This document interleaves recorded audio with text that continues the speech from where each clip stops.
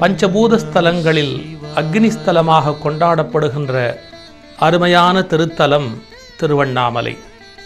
எத்தனையோ கோயில்கள் சிவபெருமானுக்கு உலகெங்கும் அமைந்திருக்கின்றன என்று சொன்னாலும் மலையே சிவலிங்கமாக வருவோர் வினை தீர்க்கும் கருணை கடலாக அண்ணாமலை அண்ணல் குடியிருக்கின்ற அற்புதமான திருத்தலம் திருவண்ணாமலை. மனிதர்கள் துன்பப்படுவதற்கு என்ன காரணம்? நாம் பல ஜென்மங்களில் செய்த கர்ம வினைதான் நம்மை துன்பப்படுத்துகிறது.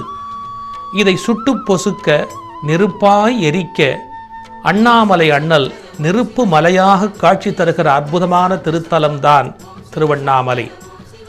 அடியவர்களுடைய வினை கண்டிப்பாக அரும் என்று ஞானசம்பந்த பெருமான் சத்தியம் பண்ணி கொடுத்த திருத்தலம் இந்த திருவண்ணாமலை. ஞான தபோதனரை வாவென்று அழைக்கும் அண்ணாமலை என்று குரு நமசிவாயரும் ஞானிகளும் பாடி புகழ்ந்த மலை. பகவான் ரமணரை போன்ற, ராம் சூரத்குமார் போன்ற, சேஷாத்ரி சுவாமிகள் போன்ற அருளாளர்களுடைய பாதம் பட்ட அருமை திருத்தலம் திருவண்ணாமலை. அதனை தரிசிப்போம்.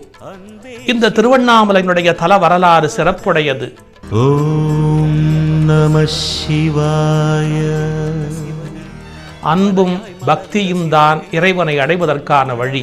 எனவே அன்போடு பக்தியோடு திருவண்ணாமலையை தரிசிப்போம், வாருங்கள். ஓம் நம சிவாய. தென்னாடுடைய சிவனே போற்றி, எந்நாட்டவர்க்கும் இறைவா போற்றி.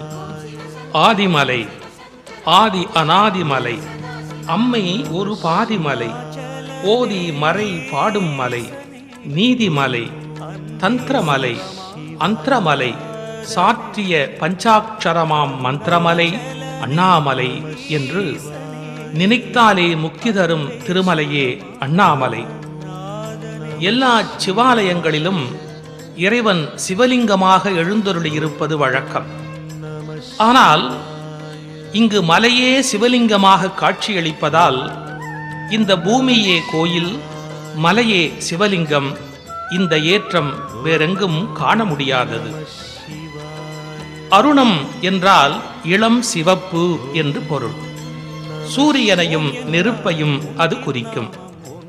அச்சலம் என்றால் அசையாதது. சலம் அசைவது, அச்சலம் அசைவற்றது. எனவே அது மலையை குறிக்கும். என்ன வேடிக்கை பாருங்கள்! அலையும் நெருப்பே அலையா மலையானதால் இந்த அண்ணாமலை ஒரு ஆச்சரியமான மலை, பலருக்கு ஆச்சாரிய மலை.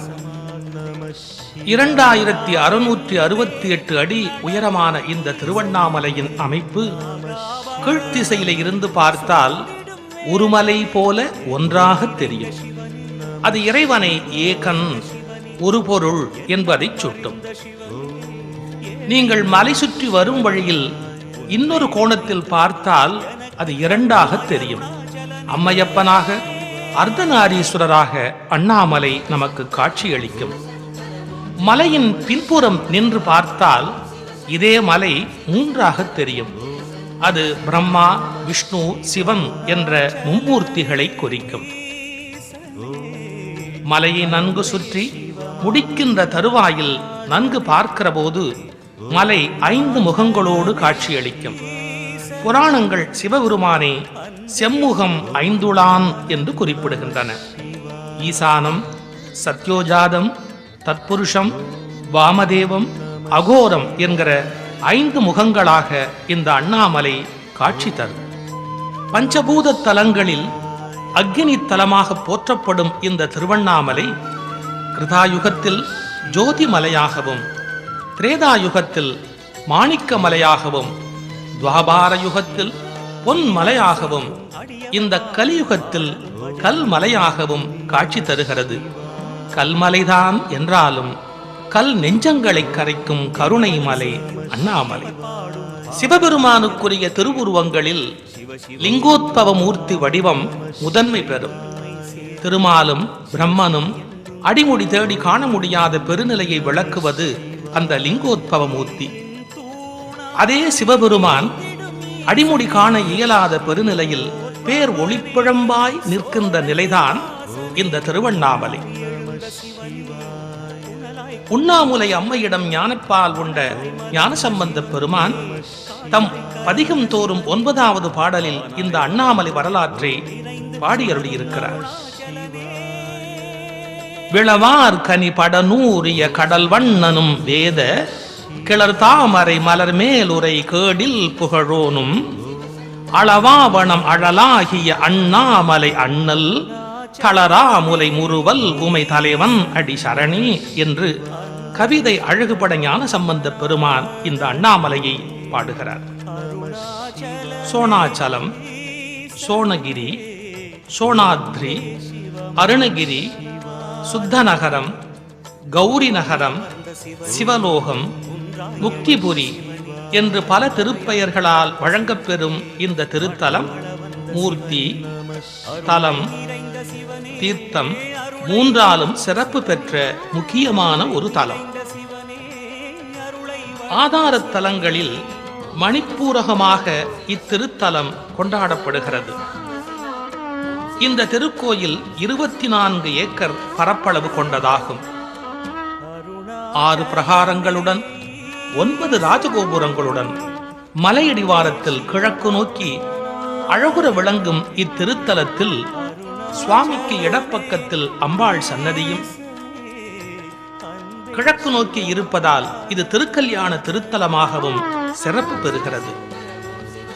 தெற்கு, மேற்கு, வடக்கு திசைகளில் 2 கோபுரங்களும் கீழ்ப்புறம் சுவாமி சன்னதியில் 3 கோபுரங்கள் என 9 கோபுரங்களில் பெரியதாக இருக்கும் ராஜகோபுரம் 11 நிலைகளுடன் 217 அடி உயரமாக, அதாவது அடிநிலை 135 அடி நீளம் 98 அடி அகலம் கொண்டதாக தென்னிந்தியாவிலேயே மிக உயரமான கோபுரம் என்ற பெருமையுடன் இத்திருக்கோயில் அமைந்திருக்கிறது.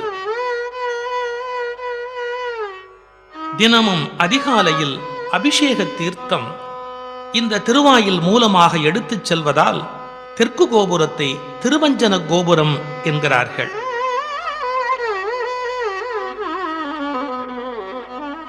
மலை நோக்கி அமைந்திருக்கும் மேற்கு கோபுரத்தை பேய் கோபுரம் என்கிறார்கள்.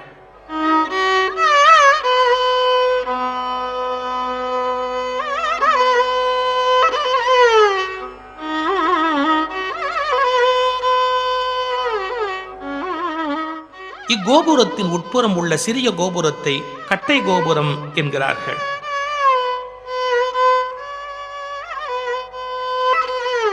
சிவ வழிபாட்டினை நியமம் தவறாது செய்து சிறந்த சிவனடியாராக வாழ்ந்த அம்மணி அம்மாள் என்கின்ற உத்தமமான பெண்மணி கட்டியதால் வடக்கு கோபுரம் அம்மணி அம்மாள் கோபுரம் என்றே இன்றளவும் வழங்கப்படுகிறது.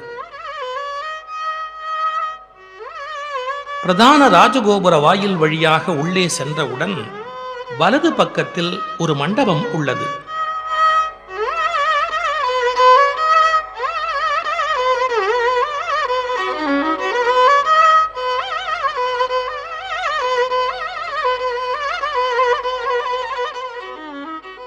இங்கே பாதாள லிங்கேஸ்வரர் கோயில் என்ற அருமையான ஒரு திருக்கோயில் உள்ளது. இந்த சன்னதி உலக புகழ்பெற்ற சன்னதி. காரணம், உலகையே தன் மௌனத்தால் ஈர்த்த பகவான் ரமண மகரிஷி அவர்கள் இளம் வயதில் தியானம் செய்து சமாதி கூடிய அற்புதமான இடம்தான் இந்த பாதாள லிங்கேஸ்வரர் திருக்கோயில். இதற்கு எதிரே அருணகிரிநாதருக்கு முருகப்பெருமான் காட்சி அளித்த கம்பத்து இளையனார் திருச்சன்னதி அமைந்திருக்கிறது. இது ஒரு அருமையான புராண வரலாறு. அருணகிரிநாதருடைய முருக பக்தியை சோதிக்கிற போது கம்பத்தை பிளந்து கொண்டு முருகப்பெருமான் மயில் மீது காட்சியளித்தான் என்பது வரலாறு. அந்த கம்பத்து இளையனார் திருச்சன்னதி இங்கே அமைந்திருக்கிறது. இந்த சன்னதியின் தென்புறமாக 4 புறங்களிலும் திருமாளிகை பக்தி உடையதாய் சிவகங்கை தீர்த்தம் திகழ்கிறது. சிவகங்கை திருக்குளத்தின் வடமேற்கில் சர்வ சித்தி விநாயகர் கோயில் அமைந்துள்ளது. இவரை வழிபட்டு கீழே இறங்கினால் பெரிய நந்தி. நம சிவாய. ஓம் Namah Shivaya. இதற்கு முன் ருத்ராட்ச மண்டபம். அதனை கடந்து சென்றால் இடது பக்கம் கல்யாண சுந்தரேஸ்வரர் சன்னதி அமைந்திருக்கிறது. Om Namah Shivaya. இதனையும் தாண்டி சென்றால் வலது பக்கம் முருகப்பெருமானுடைய சன்னதி. Namah Shivaya. உள்ளே வலப்பக்கம் வன்னி மரத்து விநாயகர் திருக்கோயிலும் உள்ளன. Namah Shivaya. பெரிய நந்திக்கு நேர் எதிரே வல்லாள மகாராஜா கோபுரம் அமைந்திருக்கிறது. இது ஒரு வரலாற்று சிறப்புமிக்க கோபுரம். Namah Shivaya. உலகையே தம்முடைய சந்தத்தமிழால் ஒலுக்கிய சர்க்குரு அருணகிரிநாத பெருமான் தமது பழைய வாழ்வின் வேதனைகளை நினைத்து இந்த கோபுரத்திலிருந்து கீழே விழ முற்படுகிறார். அப்போதுதான் முருகப்பெருமான் அவரை ஆட்கொண்டு அவருடைய நாவிலே தம்முடைய சடாட்சரத்தை எழுதி பாடச் சொல்லியதாக வரலாறு. ஆக முருகப்பெருமான் 2 இடங்களில் காட்சி கொடுத்த அற்புதம் இந்த திருத்தலத்தில்தான் நிகழ்ந்திருக்கிறது. வல்லாள மகாராஜன் திருவண்ணாமலையை ஆண்ட ஒரு மன்னன். அண்ணாமலை அண்ணல் ஒரு நாள் அடியவர் வடிவில் அரண்மனைக்கு வந்து மகிழ்வுடன் துயில ஒரு கன்னியை தருமாறு மன்னனிடம் கேட்டார். யாரும் கிடைக்காத நிலையில் கொடுத்த வாக்கை காப்பாற்ற வேண்டுமே என்பதற்காக தனது இளைய ராணியை அடியவருடன் துயில்வதற்காக அனுப்பி வைத்தார். ராணி தீண்டியவுடன் அடியவர் குழந்தையாக மாறுகிறார். குழந்தை கலிதீர சிவபெருமானே வந்தருளினார் என்று மகிழ்ந்த வல்லாள மகாராஜனுக்கு முக்திப்பேறு கொடுத்தார் சிவபெருமான். இதன் நினைவாக மாசி மகத்தில் வல்லாள மகாராஜருக்கு பெருமான் உத்தரகிரியை ஏற்றும் திருவிழா ஆண்டுதோறும் நடக்கிறது. தன் பக்தனுடைய குறை தீர்த்து அவனுக்கே மகனாகி அவனுக்கு உத்தரகிரியை செய்கிறார் என்றால் அண்ணாமலை அண்ணல் எவ்வளவு கருணையானவர்! வல்லாள கோபுரத்தை தாண்டி உள்ளே சென்றால் வலது பக்கம் சக்தி விலாச மண்டபமும் தென்பால் கால பைரவர் சன்னதியும் உள்ளன.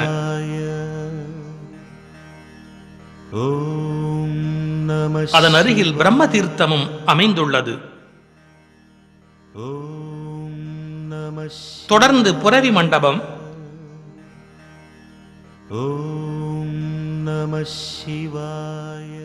அங்கே சிறிய நந்தி, அதன் இடதுபுறம் ஆனை திரை கண்ட விநாயகர், நலன் ஈசன், வினை தீர்த்த விநாயகர்,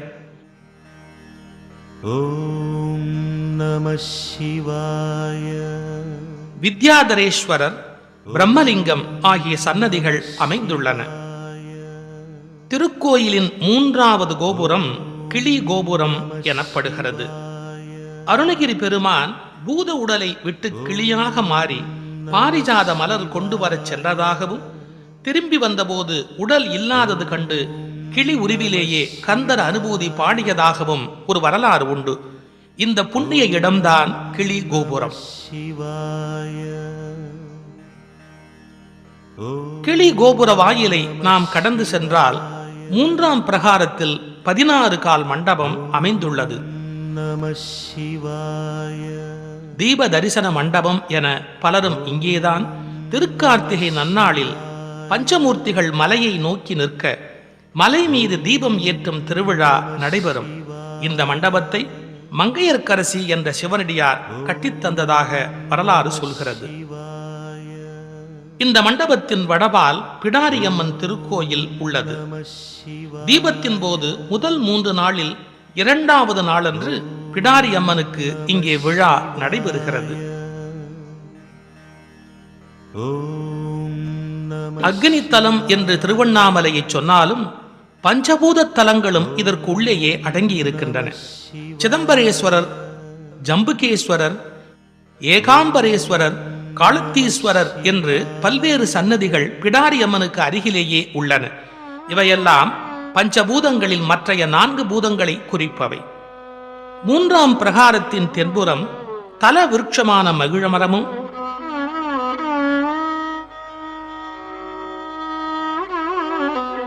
திருக்கல்யாண மண்டபமும்,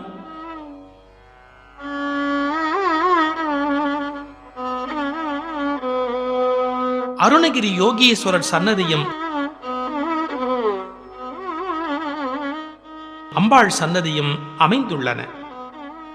இந்த மகிழ மரத்தடியில் நின்று பார்த்தால் மட்டுமே திருக்கோயிலின் அனைத்து கோபுரங்களையும் ஒன்றாக தரிசிக்க முடியும்.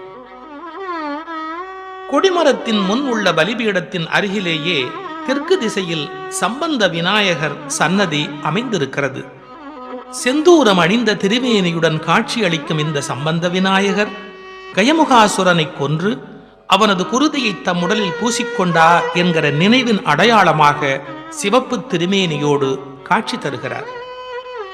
கொடிமரத்தை தாண்டி உள்ளே சென்றால் அதிகார நந்தி, அவரை வணங்கிச் சென்றால் இரண்டாவது பிரகாரம்.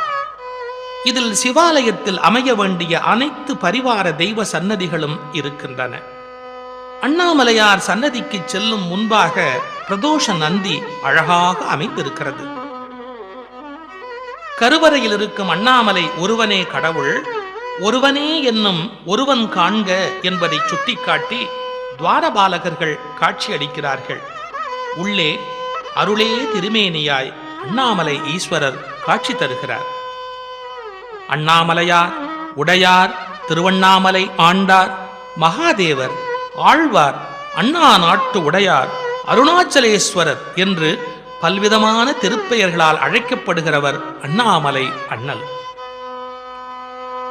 அம்பாள் உண்ணாமுலை அம்மை, உண்ணாமுலை நாச்சியார், திருக்காமக்கோட்டம் உடைய தம்பிராட்டி, உலகுடைய பெருமாள் நம்பிராட்டி, அபீத குஜாலாம்பாள் என்று பல்வேறு திருப்பெயர்களால் அழைக்கப்படுகிறார். ब्रह्ममुरारि सुरार्चितलिङ्गं निर्मलभासितशोभितलिङ्गम् जन्मजदुःखविनाशकलिङ्गं तत्प्रणमामि सदा शिवलिङ्गम् देवमुनिप्रवरार्चितलिङ्गं कामदहन करुणाकरलिङ्गम् रावणदर्पविनाशकलिङ्गं तत्प्रणमामि सदा शिवलिङ्गम्.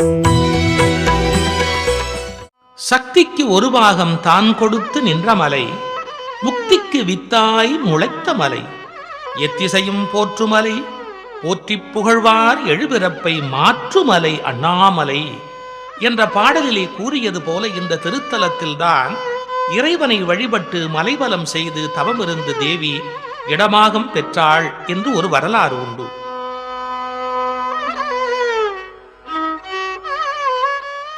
முருகப்பெருமான் கையிலையிலிருந்து சூரனை அழிப்பதற்காக தெற்கு நோக்கி வரும் காலத்தில் அண்ணாமலையை வலம் வந்து தொழுததாக கந்தபுராணத்தில் ஒரு குறிப்பு இருக்கிறது. திருஞான சம்பந்தர், அப்பர், சுந்தரர், மணிவாசகர், நக்கீரர், கபிலர், பட்டினத்தார் போன்ற ஞானியர் பெருமக்கள் அண்ணாமலையானை போற்றி போற்றி பாடி தங்கள் உள்ளம் மகிழ்ந்திருக்கின்றனர். மணிவாசகரின் திருவம்பாவை, திரு அம்மானை பதிகங்கள் அண்ணாமலையான் அருளால்தான் தோன்றியவை.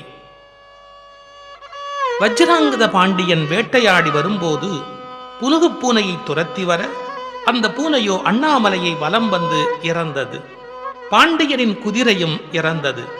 குதிரையும் பூனையும் வித்யாதரர்களாக மாறி துர்வாசர் காலத்தில் பிறவி ஏற்பட்டதையும் மலைவலம் வந்ததால் சாபம் நீங்கி பேறு பெற்றதையும் கூற பாண்டியன் தன்னுடைய அரசை மகனுக்கு அளித்துவிட்டு இந்த அண்ணாமலையை பலம் வந்து தேவேந்திர பதவி பெற்றான் என்று அண்ணாமலை தலபுராணம் ஒரு அருமையான